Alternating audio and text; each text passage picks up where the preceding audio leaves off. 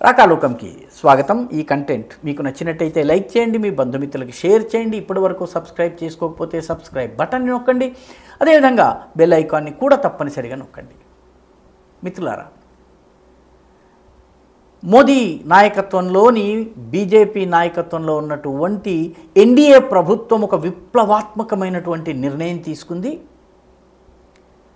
చరిత్రను తిరగదోడేటటువంటి నిర్ణయాన్ని తీసుకుంది. ఆ నిర్ణయం ఏంటంటే వక్ఫ్ చట్టానికి సవరణలు చేస్తోంది.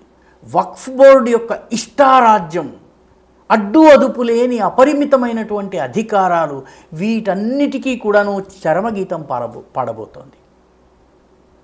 ఎందుకంటే మన దేశంలో ఉన్నటువంటి వక్ఫ్ చట్టం చాలా విచిత్రమైంది.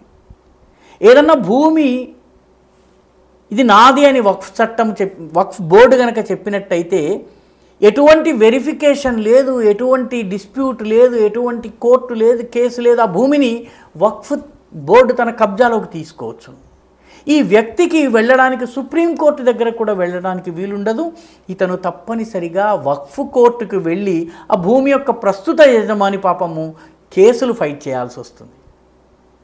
అంటే మీ భూమిని మీ నుంచి అత్యంత సులువుగా కాజేసే మార్గము వక్ఫ్ చట్టం.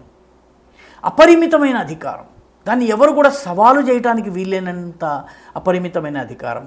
ఇప్పుడు అది గతం కాబోతున్నది. మోదీ ప్రభుత్వము క్యాబినెట్లో వక్ఫ్ బోర్డుని సంస్కరించేటటువంటి సవరణలతో కూడినటువంటి 40 సవరణలతో కూడినటువంటి బిల్లుని ఆమోదించింది. ఇది ఇప్పుడు పార్లమెంట్లోకి వెళ్తుంది. నా అంచనా గనక కరెక్ట్ అయితే ఆగస్టు 5వ తారీఖున వెళ్ళవచ్చు. ఎందుకంటే ఆగస్టు 5వ తారీఖునే ఆర్టికల్ 370 పోయింది. ఆగస్టు 5వ తారీఖునే అయోధ్య రామాలయము చెర నుంచి విముక్తంది, బాలరాముడు విముక్తమయ్యాడు. కాబట్టి అయోధ్యలో తర్వాత ప్రాణప్రతిష్ఠ కూడాను ఆగస్టు 5నే జరిగింది. కాబట్టి ఆగస్టు 5న ఈ బిల్లు వచ్చినా నేను ఆశ్చర్యపోను. నా అంచనా అయితే అది. ఏదేమైనప్పటికీ దీనిలో ఉన్నటువంటి 40 క్లాజులను తొలగించటం జరుగుతుంది. అంటే ఇప్పుడు దీనిలో ఉన్నటువంటి ప్రత్యేకత ఏంటంటే అసలు వక్ఫ్ బోర్డు ఏంటో కొంచెం మనం తెలుసుకోవాల్సిన అవసరం ఉంది. 1954లో వక్ఫ్ చట్టం వచ్చింది. అంతకుముందు వక్ఫ్ బోర్డు లేదు. ముస్లిము సంస్థలు వాటి ఔకాఫ్లు నిర్వహించుకుంటూ ఉండేవి. అవి ధర్మార్థ సంస్థలుగా పనిచేస్తుండేవి, ఇస్లాం కోసం పనిచేస్తుండేవి, ఇస్లాం కోసం వాడుతుండేవి. 1954లో దేశ విభజన తరువాత వెళ్ళిపోయిన ముస్లిముల ఆస్తులను కాపాడేందుకు వక్ఫ్ బోర్డును తీసుకొచ్చారు.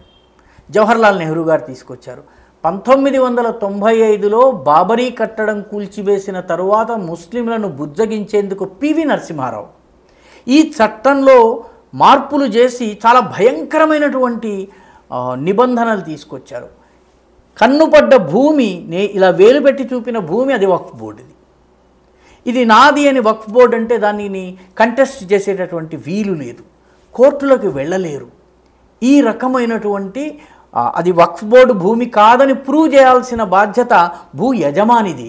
ఇటువంటి చాలా కఠినమైనటువంటి చట్టాలని తీసుకొచ్చారు. ఇది ఎంత భయంకరమైన స్థాయికి వచ్చిందంటే ఢిల్లీలో ఒక ఫ్లైఓవర్ మీద నట్టనడి ఫ్లైఓవర్ మీద ఒకడు ఒక 4 రాళ్ళు ఒక ఆకుపచ్చ గుడ్డ కప్పేసేసి ఇదొక దర్గాని ప్రకటించేశాడు. ఫ్లైఓవర్ మీద ఎలాగ సమాధి వచ్చిందిరా అని, ఫ్లైఓవర్ కట్టి 10 ఏళ్ళు కాలేదు, సమాధి ఎలా వస్తుందని చివరికి ప్రజలు తిరగబడితే తప్ప దాన్ని తీయలేదు.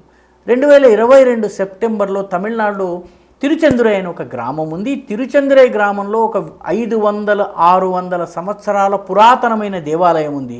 ఈ గ్రామం అంతా మా వక్ఫ్ ప్రాపర్టీ దేవాలయంతో సహా అని వక్ఫ్ బోర్డు చెప్పింది.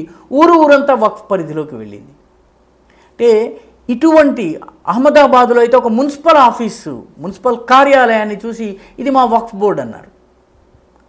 ఆ తర్వాత ఒక 10-15 సంవత్సరాలు కోర్టులో కేసులు ఫైట్ చేస్తే తప్ప దాన్ని మళ్ళీ మున్సిపాలిటీ తన స్వాధీనం చేసుకోలేకపోయింది. ఇది వక్ఫ్ చట్టం. ఇప్పుడు మోదీ ప్రభుత్వం తీసుకొస్తున్నటువంటి మార్పులు, ప్రధానమైనటువంటి మార్పులు 40 సవరణలు ఉన్నాయి.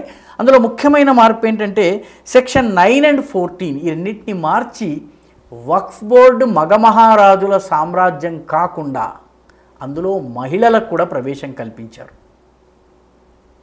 ఇది మొట్టమొదటిది. రెండవది, వక్ఫ్ బోర్డు ఏదైనా భూమి నాది అని గనక చెప్పినట్లయితే ముందు అక్కడ వెరిఫికేషన్ తప్పనిసరి. అక్కడికి వెళ్ళి పత్రాలు చూపించి వక్ఫ్ బోర్డు దగ్గర ఏ పత్రాలు ఉన్నాయో చూపించాలి. వక్ఫ్ బోర్డు ఈ భూమి తమదని చెప్పేందుకు తమ దగ్గర ఉన్న ఆధారాలు ఏమిటో చూపించాలి. అవన్నీ చూసి వెరిఫికేషన్ చేసిన తరువాత మాత్రమే వక్ఫ్ బోర్డు ఇది నాది అని చెప్పగలుగుతుంది.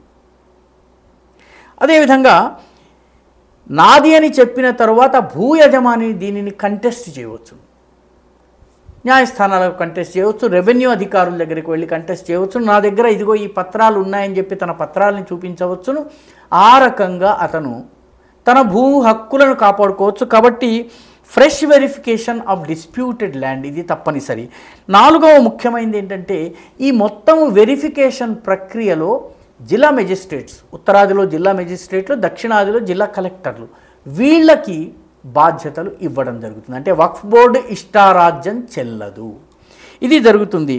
కాబట్టి ఈ రకమైనటువంటి బిల్లును తీసుకుని రావడం వల్ల ఇష్టారాజ్యంగా భూములను కబ్జా చేసేటటువంటి పద్ధతి ఏదైతే ఉందో దానికి చెల్లుచీటీ పలకటం జరుగుతుంది. చాలా మంచి బిల్లు, చాలా అవసరమైనటువంటి బిల్లు. ఎందుకంటే వక్ఫ్ బోర్డు ఈ దేశంలో బహుశా మిలిటరీ, రైల్వే తర్వాత అత్యధిక భూమి ఉన్నటువంటి సంస్థల్లో వక్ఫ్ బోర్డు ఒకటి. 4,80,000 ప్రాపర్టీస్ ఉన్నాయి. 9,80,000 ఎకరాల భూమి వక్ఫ్ బోర్డు చేతిలో ఉంది ఇప్పుడు ప్రస్తుతము, ఇప్పటికే ఉన్నటువంటి భూమి. కాబట్టి ఇప్పటికే డిస్ప్యూట్ల ద్వారా ఆక్రమించుకున్నటువంటి భూములను కూడాను తిరగదోడి ఆధారాలు చూపించి అది ఎవరు వాస్తవమైన యజమానులనేది కూడా నిర్ధారణ చేయవలసినటువంటి అవసరం ఉంది. ఇది చాలా విప్లవాత్మకమైనటువంటి మార్పు. పివి నరసింహారావు గారు దీనికి ఈ అపరిమిత అధికారాలు ఇస్తే 2014 ఎలక్షన్లకి ముందు ముస్లిం ఓట్ల కోసం కాంగ్రెస్ దేశ రాజధాని ఢిల్లీలో 123 ప్రాపర్టీస్ని వక్ఫ్కి ఇచ్చేసింది. అంటే ఢిల్లీ నడిబొడ్డున 123 ప్రాపర్టీస్ ఈరోజు వక్ఫ్ బోర్డుకి కాంగ్రెస్ ప్రభుత్వం ఇచ్చింది. కాబట్టి ఈ తప్పులన్నింటినీ తిరగదోడి వాటిని సరిదిద్దవలసినటువంటి అవసరం ఉంది. ఈ విప్లవాత్మకమైనటువంటి బిల్లు లోకసభ, రాజ్యసభల ఆమోదం పొంది చట్టంగా మారవలసిన అవసరం ఉంది. ఈ దేశ చరిత్రలో జరిగినటువంటి ఒక భయంకరమైనటువంటి తప్పిదం ఏదైతే ఉందో దాన్ని సరిదిద్దే సమయం వచ్చింది. ఎందుకంటే వక్ఫ్ బోర్డులు యెమెన్లో లేవు, సౌదీ అరేబియాలో లేవు, యునైటెడ్ అరబ్ ఎమిరేట్స్లో లేవు, మొరాకోలో లేవు, అల్జీర్స్లో లేవు, ఆఖరికి పాకిస్తాన్లో కూడా లేవు. కేవలము భారతదేశంలో మాత్రమే ఉన్నటువంటి ఈ వక్ఫ్ బోర్డులు, వాటికి ఉన్నటువంటి అపరిమితమైన అధికారాలు, ఇదొక విచిత్రం, ఇదొక విడ్డూరం వాస్తవానికి. కాబట్టి ఈ తప్పిదాన్ని, ఈ హిస్టారికల్, ఈ చారిత్రక తప్పిదాన్ని సరిదిద్దే సమయం వచ్చింది. మోదీ ప్రభుత్వాన్ని తప్పనిసరిగా అందరము అభినందించాల్సినటువంటి అవసరం ఉంది. ఈ వీడియో మీకు నచ్చినట్టయితే లైక్ చేయండి, షేర్ చేయండి, ఈ ఛానల్కు సబ్స్క్రైబ్ చేయండి. మీ అభిప్రాయాన్ని కమెంట్ల రూపంలో తప్పనిసరిగా పంపించండి.